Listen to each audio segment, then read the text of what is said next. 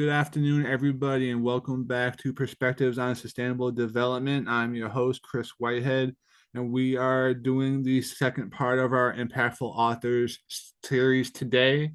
I'm very excited because I get to speak to a friend of mine. We've been talking about having her on the podcast now for a couple of years, but as everyone knows, I try to put a lot of thought into my podcast pairings and I can never get exactly the right one, and schedules never worked up just right. So when I had the idea to do this authors thing this year and she came out with a great book, I thought to myself, we're never going to get a better chance than this. The book is entitled Keeping a Finger on the Button. It's by Dr. Rebecca Lubot, who is again a friend of mine from New Jersey, but it speaks to a lot of issues that I care about on a fundamental level. First, the structure of our American political system, the systems of power that we have, and why they are so important. And then she focuses in particular on the 25th Amendment and the nuclear power program and what exactly is involved in that. And just for a little bit of background, I've been an American history junkie all my life. I grew up going down to Washington to watch the fireworks and Fourth of July, tour all the monuments, learn all the random trivia, and it was ingrained in me early as to the potential benefits and potential positive impact that government can have on your life. I was really poor growing up, frankly, and that spoke to me as someone who struggled at times to find opportunity. Why not try to spend your life finding opportunities for others and try to make the most out of that time?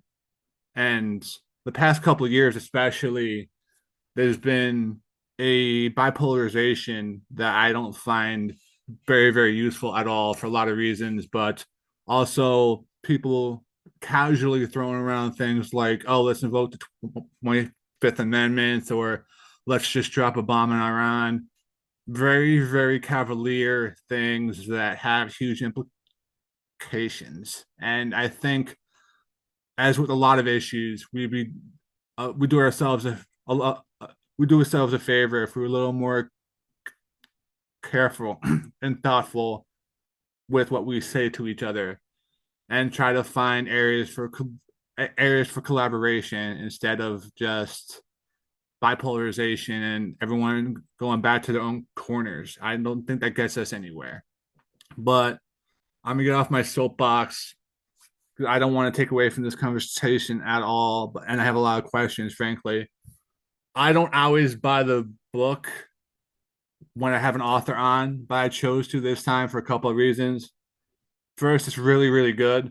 Second, she promised she would sign it for me. I'm going to hold her to that. Then also, it's always good to support friends of yours whenever possible, especially when they do cool and I think potentially impactful things. And another thing I don't usually do, but I'm going to today. Very quick bio. Dr. Rebecca Lubot is the founder and CEO of Lubot Strategies. She earned her doctorate in U.S. history from Rutgers University, a master's of science in theory and history of international relations from the London School of Economics, by the way, which I think is really cool. And if I went there, I would start every conversation with that. And a bachelor's of arts in poli sci from actually Boston University. So very, very impressive resume. And I will stop there and invite Rebecca to come on camera and sound, please. Oh, thank you for the warm welcome, Chris. It's great to be with you today. I was looking forward to this one because, as you said, you're a friend, and even better, you've read the book. Yeah, God forbid you actually read the thing before you ever talk about it. So I figured that'd only be good to do. But to be honest, if we weren't going to do this anywhere, I probably would have bought it because I was so interested in the topic. But I guess that's a good spot to start. I offered a very quick background on you, but is there anything else you'd like to add to the quick couple of sentences I read as to how you got to where you are today, or maybe some of the work you do, and then we'll get into the book? Absolutely. Well, I would love to speak to your point about opportunities and the American dream as well. So I hope we can go back to that because I think that directly relates to the 25th Amendment, which was part of President Lyndon Johnson's Great Society. So we can get back to that, but I guess essentially, why did I write the book, or why am I excited about the topic? Um, Absolutely. so yeah, that would be great. So I've always been interested in policy decision making, and presidents are the movers and shakers, and just have that power.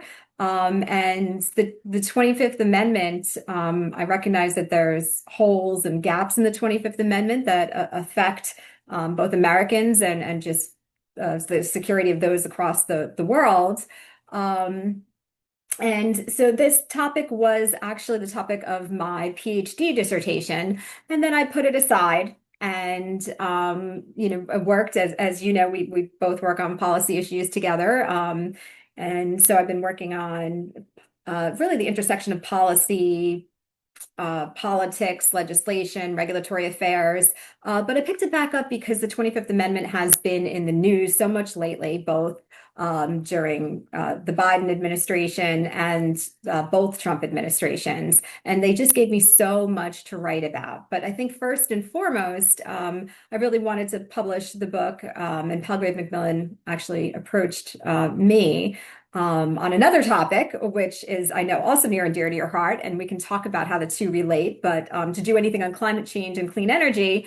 And, and they said, that's a really timely topic. And I said, you know what? I've got something more timely for you. And that's the 25th Amendment and nuclear nonproliferation. And so my goal was really, as Einstein says, try not to be a success, rather try to be a value.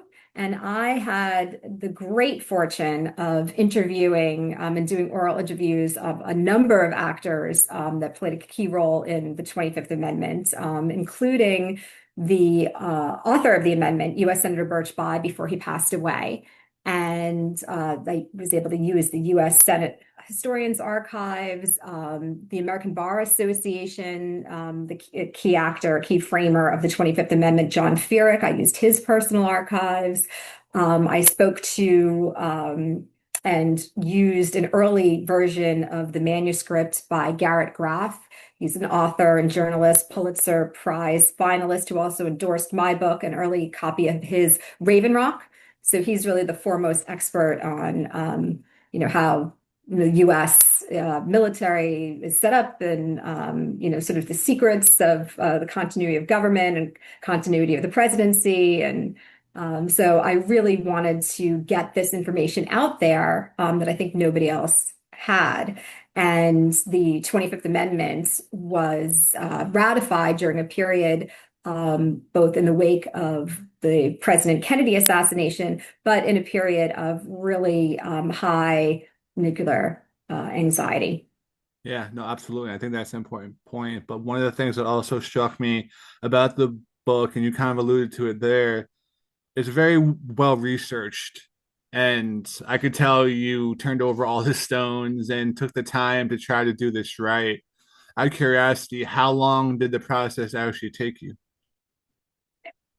That's a good question because, as I mentioned, it was my PhD dissertation. So, as you cited, I had a master's degree from the London School of Economics and Political Science in the history and theory of international relations, and then moved on to Rutgers University in New Brunswick to get my PhD in history. I actually started as a globalist, but ended up with U.S. history. And during that time, I taught. I taught more than most full-time professors. I had about 180 students per semester, Oh, wow. and this took a long time. I also had 3 kids during the process, so I spent a long time. And then, as I said, I put it away. But my first reader, my key advisor, also a Pulitzer Prize finalist, and who also endorsed the book, David Greenberg, had me write a a PhD manuscript that was really like digestible. It was book length.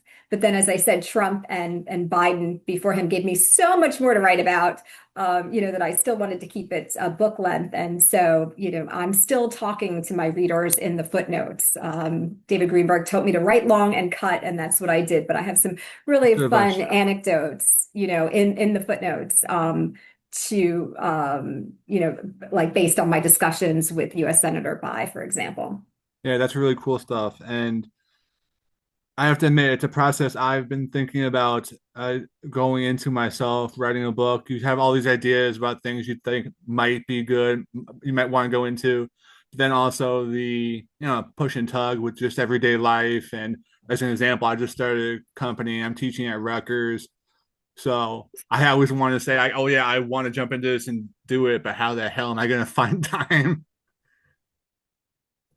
Yeah, I think it's difficult to find the time and each portion of the writing process is very different. Like I researched in the National Archives, for example, and the Lyndon B. Johnson Presidential Library, and then you really need to block off full days. You need to know what notes you need in advance, and you cannot drink water, for example. I would leave my day dehydrated, right? Because I like to work out. So I'd work out and I get to the archives when they'd open, and then I could not drink water all day unless I left the room. Makes And, sense. you wanted to get as much information as possible so that you could take that and later write and edit and things like that. So it's a long process. I had read once that Stephen King, the author, he used to write, I think it was from a trailer, first thing in the morning, in the almost in the middle of the night. And, it's just, I think consistency is key. So Hmm. just, you know, keep going, keep writing, and eventually it will be done, and that time will be passing anyway. So you might as well use it to, be useful. Hopefully in this case, my goal was, to hopefully draw the attention of policymakers so that they might fill some of the gaps in the 25th Amendment, which we'll get to, Yes. and address the sole authority over America's nuclear arsenal, by the president. No, and that's a great segue because honestly, going into this, I knew the 25th as basically the order of succession, and that's essentially it. So I learned a lot from the book, but I also didn't realize how many subtopics overlaid the 25th and how impactful it actually is. Yeah, absolutely. And we had, just Article 2, Section 1 of the Constitution that essentially said, the vice president takes over if the president, dies or resigns or, leaves office. And that was it. So there was no provision for, a new vice president. And, then we had in the period, the 179 years between the Constitution and the ratification of the 25th Amendment on February 10th, 1967, we had eight presidential and 16 unplanned, both eight unplanned presidential and 16 unplanned vice presidential vacancies, before it was addressed in the 25th Amendment. Yeah, interesting. Um, and I kind of alluded to this in my very quick opening, but I really feel that there's been a type of cavalier attitude almost to the 25th, to nuclear weapons, to a lot of things, frankly, over the last couple of years. And I find that inherently dangerous, and probably even more so ever since reading your book. Um, should I be worried about that level of uh, that level of cavalier language, especially as it relates to the 25th, or are there enough actual safeguards in place to guard against, for lack of a better term, whimsy? Absolutely. We should all be concerned across the globe. The 25th Amendment, as I said, was ratified on February 10th, 1967, in the wake of the presidential assassination of John F. Kennedy, but also in this period of great anxiety around nuclear weapons, nuclear warfare, and a fear of a nuclear Armageddon. And I believe that we are exist right now in a period of tensions, geopolitical tensions that are equal, if not greater than at this point than the Cold War. And as I said, I traced the amendment during periods of high tensions and crises throughout the book.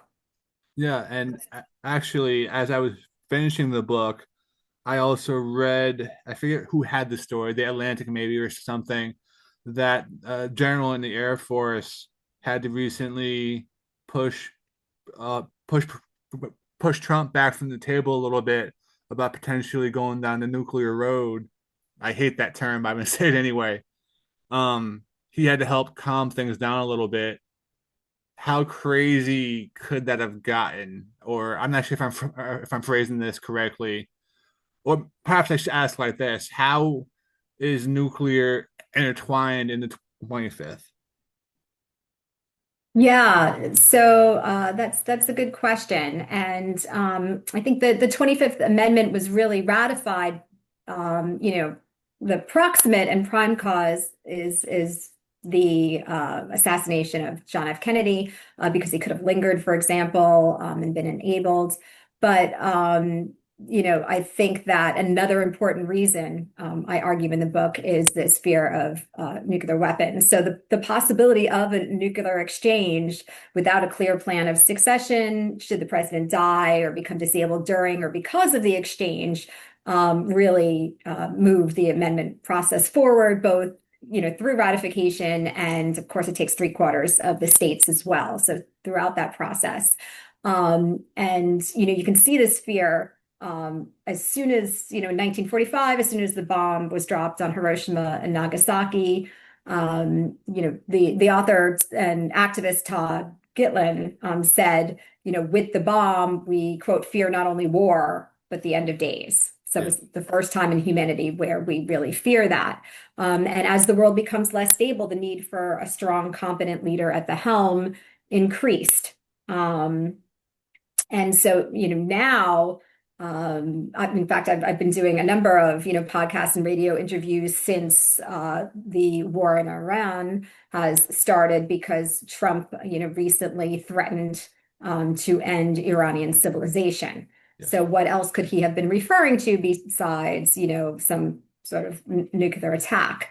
Ironically, it was Trump that, pulled the US out of that, ended that Iranian nuclear deal during Yes. his first term. And, the war in Iran rages on now, or, was at a stalemate, but with no end in sight. And, the potential for a nuclear strike, or any strike at any time.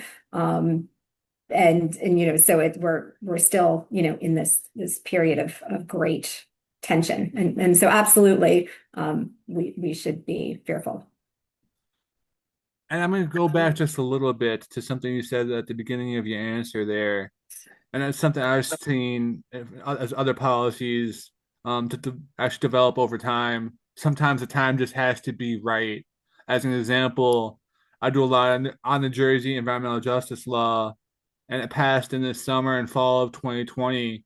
And many have said that if it wasn't for what's happening and social unrest that summer and George Floyd, that would not have passed, most likely. Do you think the 25th would have passed at the time it did if it wasn't for the concerns on nuclear? That's a good question.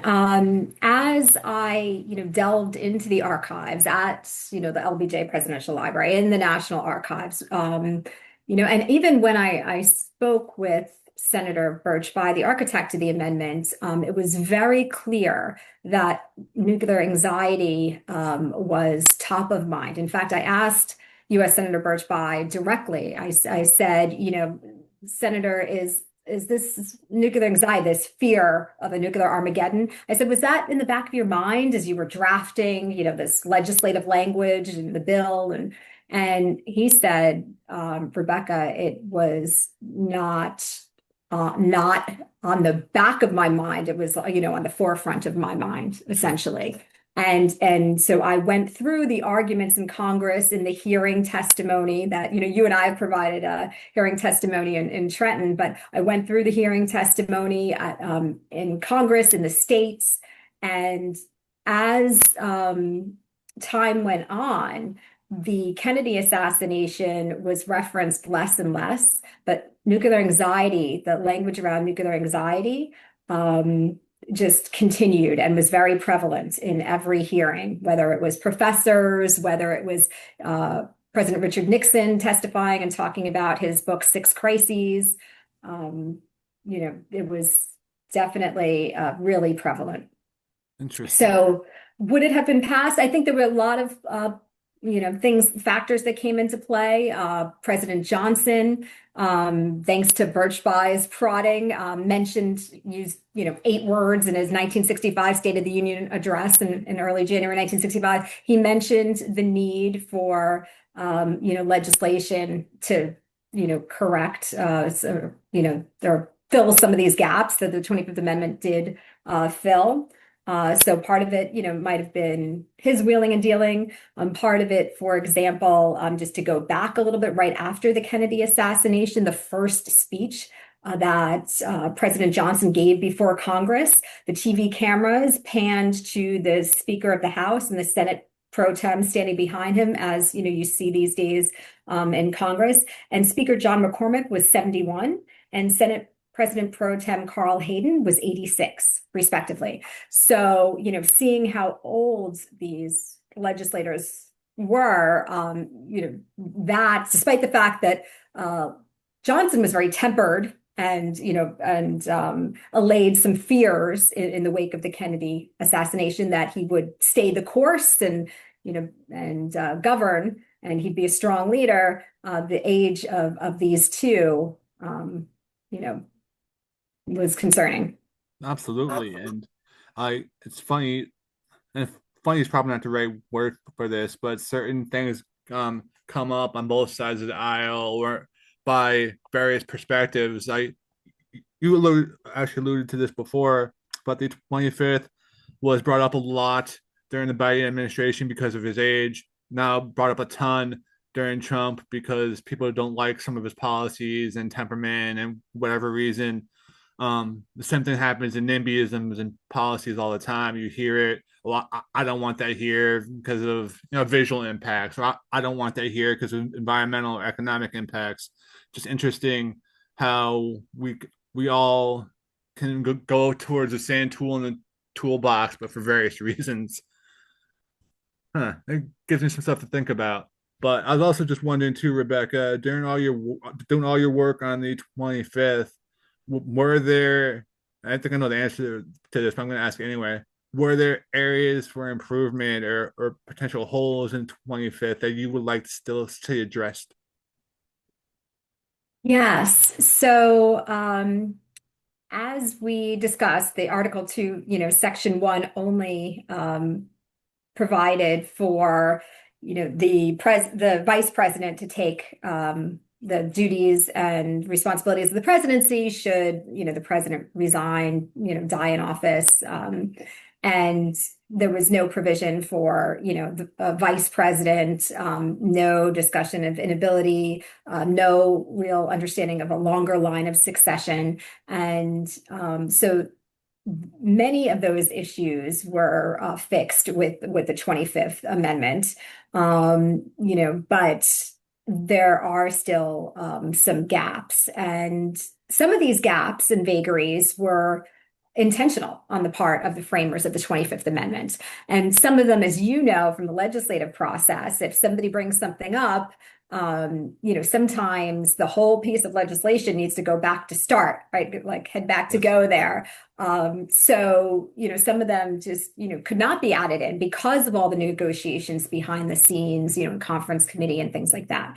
But, and the other thing to note is that because of the speed, time, and pace of globalization, because of new issues that maybe the framers of the 25th Amendment in 1967, didn't anticipate, there are also some necessary, gaps to be filled. But I think I can go through some of the gaps that I Yeah, think definitely that'd be great. policymakers I should address. yeah, I don't know, maybe the first couple that come to mind because I don't want to say I'm skeptical of action on something like this happening now in a Congress and environment that's as polarized as it is. But if there are critical gaps out there, I think it's an important conversation to have. Yeah, so I guess I'll just list, sort of like the top five or six, and then we can talk more a little bit about the first one because I think, there have been attempts in particular to address that one. So the first one, which we can go back to, is that, when people say, invoke the 25th Amendment, you've been hearing that in the media recently, was, as you mentioned, was, um, uh, discussed around Biden because of his age. People worried about his mental acuity, for example. With Trump, they're worried about perhaps his temperament or he seems unfit. And by the way, and we can get back to this topic, the 25th Amendment was not designed to be used in cases of a lack of presidential temperaments, political disagreements, or generally unperceived, unfitness. But we can get back to that. Sure. But it was meant to be used, in cases of inability. And people talk about when they say invoke the 25th Amendment, they're talking about Section 4, which has not been invoked. So the 25th Amendment was designed to be leave the power of, giving up and then taking back presidential responsibilities and duties to the president. And it's only in Section 4 where the president is either unwilling or unable to give up those duties, where, the cabinet and the vice president and everything in the 25th Amendment revolves, every mechanism revolves around the vice president and being an enable vice president being in place. But Section 4, it's either the vice president and a majority of cabinet or a body that Congress so designs by law can determine that the president is enabled. And we can get to this too, but the Congress has not designed a body to determine inability. So the first suggestion is to design a body composed of experts that are non-partial to determine inability. So some sort of a medical body. And that's been discussed over the years. In fact, former President Carter was on a commission, for example. And that's the one that we can get back to that Congress is addressing potentially now in legislation. A second hole or gap is that dueling capacity should be addressed, both, incapacity of the president and the vice president, because as I said, all the mechanisms in the 25th Amendment revolve around an able vice president making decisions or taking on the powers and duties, even as acting president. I think the third thing is that Congress should enact a statute to expressly include acting secretaries in the line of succession. So Congress could be free to put parameters around that. For example, those that served in a deputy post for a certain length of time. Well, actually, can I stop Another, you right there for a second? yeah, sure. I thought that the line of succession was formalized, and I've seen a list of I don't even know how many, like a dozen and a half, however many like steps it goes down the ladder. I This is probably just my ignorance here, but I might have missed it in the book. Is it only the president and vice president that's actually formalized? No. It's then the speaker and then the Senate president pro Good. Yeah, tem. So yeah. that's what they call legislative succession, which has been in and out of the line of succession depending on various laws over the years. And then it's cabinet secretaries in order of the creation of the department. And so that is why you see the Secretary of Agriculture above the Secretary of Homeland Security, because Homeland Security was the last, department to be developed. Interesting. Okay. Yeah. So that's a very good question. But so back to suggestions, and this one I think directly relates to the potential for nuclear warfare, is that I think that Congress should add ambassadors to the end of the line of succession to ensure that, a nuclear explosion in our nation's capital doesn't just wipe out the entire line of succession at once. And that's why you see a designated survivor, which by Designated Survivor was a great TV Solid show, show, by the yeah. way. And part of what this book explores is America's relationship to nuclear energy through film, through TV, through songs, through books. But I think that's an important one. And then I think we should think about reverting to an executive line of succession. So the 1947 Presidential Succession Act, President Truman, under Truman's authority there, made cabinet leaders next in the line of succession, the Speaker of the House, the Senate President pro tempore. But between 1886 and 1947, it was actually just skipped right those two and went right to, the cabinet secretaries in order of department creation. And the last one is kind of complicated that I'll mention, but reforming that Presidential Succession Act of 1947 to eliminate what's called the bumping provision. And so it would allow the Speaker or the Senate President pro tem to supplant the acting president later, and to remove that requirement, that the successor resign from his or her underlying position, because then you lose your position and you might only be acting president, temporarily, right? Sure. And then you're out of luck, and maybe a little while later when the president recovers and takes back the powers and duties of the presidency. But the first one about determining inability, it was really designed to, and we can also get into this, but it was really designed to not remove the president permanently. It was supposed to be temporary and only in cases where, the president was enabled, like under anesthesia, for example. Sure. And Congressman Jamie Raskin has really taken the lead on this. And he's introduced numerous times legislation, which he just did again within the last month or so, because the 25th Amendment has been in the news, and members of Congress have been discussing it, really in large part because President Trump threatened to end Iranian civilization. But he introduced it. And again, he reintroduced it after January 6th, 2021, the insurrection on the Capitol. He introduced it with Speaker Nancy Pelosi at the time. So the 25th has been coming up somewhat regularly in political discourse and public discourse in the media. And actually, something I don't know if I've told you, but January 6th was actually especially impactful personally because of my ties to Washington, but then it's also my son's birthday. So I was literally there preparing for a birthday party and like thinking I'm going to be cutting a Carvel cake in a few hours, and then all that stuff happened. So we couldn't get more of a juxtaposed personally than that.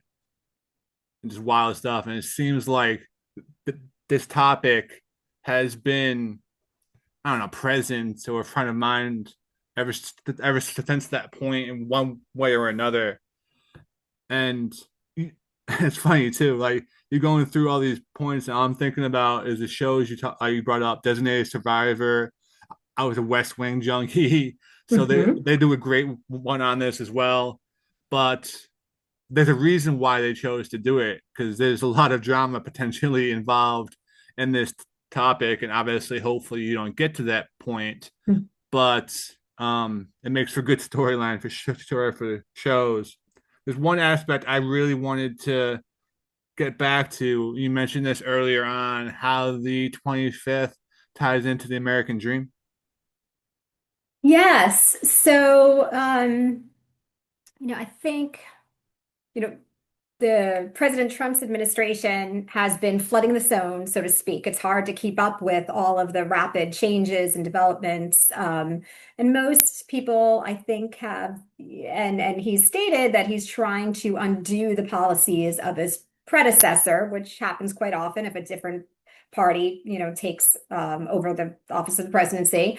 So he's saying he's trying to unravel, what he calls Sleepy Joe Biden's policies, but and which is ironic, right? Because actually we see President Trump sleeping on camera in some of these meetings with, cabinet or his guests behind him. But he's really unraveling LBJ's Great Society with, the changes he's making to, well, the Voting Rights Act yesterday, right? That's a big one, Under yeah. the Supreme Court, the Voting Rights Act, a lot of the environmental policies that you and I follow. Yep. So across the board, it's really, Johnson's Great Society, and Johnson's Great Society, like the war on poverty, for example, were efforts to further, the American dream. And Martin Luther King Jr. sort of tie this back to warfare and nuclear warfare. Martin Luther King Jr. said that Johnson's Great Society got shot down on the fields of Vietnam because there's a finite pie, right, of money Yes.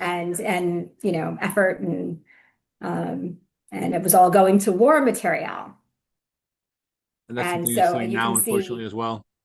yes, you can see some parallels. And in fact, I trace this nuclear anxiety throughout, from 1945, the dropping of the bomb on Hiroshima and Nagasaki, through to the present. And you can see, for example, in President Eisenhower's 1953 Chance for Peace speech, where he equates, he says, like, if you're spending money on bombs, then we have less money for food. Yeah. And so we're seeing that today too, that, Americans are, and really across the globe, people are focused on affordability issues. Yes. And clearly, oil has hit $126, right, a barrel today. And, there's going to be all sorts of, speaking of food specifically, right, with fertilizer and, to being a popular byproduct, in the strait there. So farmers are planting less, so food prices will go up. Obviously gas prices have gone up. So Yeah, it's a bad feedback loop here too. And getting to what you just said before, like spending the money on the wars instead of the social programs or things like climate change resiliency makes those potential and likely impacts down the line even worse because you're not going to have the capacity to respond to them how you should or how you would ideally want to. absolutely. I mean, there's been a lot of criticism, not only of the cost of this war. So it's been the war in Iran has been going on for 2 months now. It's the cost was mentioned yesterday by Pete Hegseth when he's being, before Congress, and it's 26 billion, which doesn't take into account the repair that's going to be needed potentially for the bases in the Middle East. So we're looking at 40 to 50 billion already, which again could be spent right on other programs. And also all of the US's war material has been moved, for example, from Asia, and concentrated in the Middle East, which, as you've probably seen, I think was the Atlantic, but you've seen that a lot of political commentators and international relations theorists are saying that the real winner in this war so far has been China. Because now China knows how, Trump at least wages war. And also, with the war material being moved from Asia to the Middle East, it's an open invitation to take Taiwan. It And then, scares of me. Yeah. course, yeah. And then, of course, more pertinent to what we've been working on, in the energy sector is just the fact that the crude oil that, China has, and the fact that, they're been way ahead in wind and solar and electric Yes. vehicles. Absolutely. Um, I always like to try to end these conversations, if possible, on somewhat of a hopeful note. We're starting to run up on time a little bit here. So I have one question left I think I want to ask, and then I'll give a final opportunity for final thoughts. And there's always another variation of the question I like to end with. But you did a lot of research on this book, spoke to a lot of people. Are there any favorite stories or anecdotes that you have that you may want to share? Yeah, I mean, so many different stories. I think there's definitely, when you talk about Johnson's Great Society, Ira Shapiro wrote a book called The Last Great Senate, and he was talking about the Senate of the 60s and 70s with Birch Bayh, and others. That we just don't have. Not only is Congress not serving as a check, when it comes to checks and balances, as King Charles III pointed out the other day when he spoke before Congress. That was great, by the way. Yeah. But there was this camaraderie and this respect and this, as Birch Bayh said to me, this going along to get along. Mm, And so, he talks about not only, the working across the aisle and getting things done, which they did. I mean, think about all the legislation that, encompasses Johnson's Great Society that, yep. was signed. But also just the fun baseball games, right, that they used to play, the members of Congress and things like that. So that's some of the fun stuff, and the positive stuff. But overall, I think reviews of the book have said it's a harrowing and important topic. So it is difficult to end on a high note. But hopefully policymakers will take note of what they can do and to fill the gaps in the 25th Amendment, which, by the way, can be done, I argue, by simple statute. So it doesn't take another constitutional amendment. But I do think they should address, the holes that I mentioned, and also the president's sole authority over the nuclear arsenal. Yeah, that's a good point too. All right, I always ask a variation of the same final question because our biggest demographic globally is around 35% is young people, people under 25 years old who are interested in these issues, potentially want to find jobs working in policy, working in energy. So if you had anything to say to them, in particular in regards to the book, or just generally speaking about life as they try to find jobs over the next 5 to 10 years.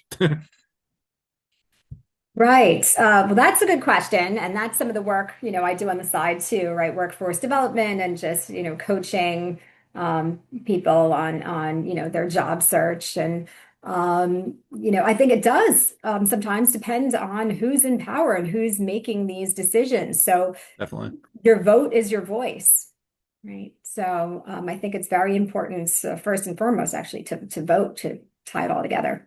Absolutely. Well, thank you, Rebecca. I really enjoyed this. I recommend everybody pick up the book, keeping a finger on the button. I will be going on Amazon to give it a 5-star review because, frankly, I think it earned it. So, thank you, everyone who listened here today. I hope you enjoyed it. And as always, follow us on all podcast platforms to never miss an episode. So, with that, thank you, Rebecca.